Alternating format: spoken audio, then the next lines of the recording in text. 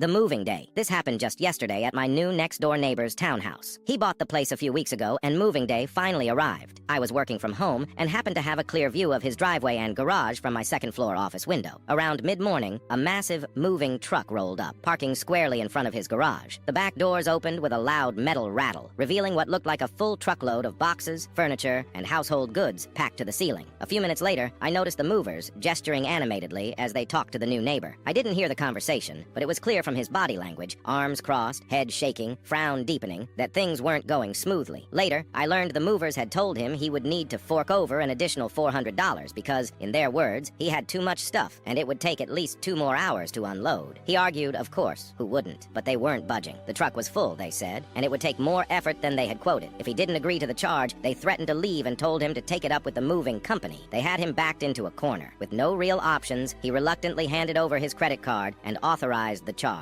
Once that was settled, the movers told him it would be easier to bring everything in through the garage, as the front door had a steep flight of stairs that would slow everything down. There was a car in the garage, and they asked him to move it so they could begin unloading. Without saying much, he pulled the car out, letting the truck back right up to the garage for easy access. From there, everything went smoothly. I watched as furniture, boxes, and plastic-wrapped mystery items were carried into the house. The job didn't even take the 2 extra hours they had claimed. It took about an hour, maybe a bit more. Once they were done, the truck was loaded with nothing but air, and the crew started packing up their dollies and straps, getting ready to drive off. That's when the real fun started. The movers turned to the new neighbor and asked him politely to move his car, which he had parked behind the truck after unloading, blocking them in. He smiled and told them that his wife had the car keys and had gone out shopping. He explained that when they said they'd need 2 more hours, she figured she had time to run errands. She'd be back soon. The movers weren't amused. They started pushing back, asking if there was any way to move the car, saying they had another job lined up and needed to be on the road. He shrugged. He wasn't rude, just calm and unbothered. He told them that he had paid for 2 extra hours, and since they insisted on charging him for that time, well, he figured he might as well get his money's worth. After all, they said it would take 2 hours. Wasn't his fault they were faster. The crew stood around awkwardly, clearly frustrated but unable to argue. They pulled out their phones, sat on the truck's edge, and waited. I saw one of them try calling their office. Another paced around, muttering under his breath. But the neighbor? He stayed inside, cool as a cucumber. Exactly 2 hours later, the front door opened. His wife strolled out, keys in hand, and moved the car without a word. The movers jumped into the truck and took off, clearly fuming.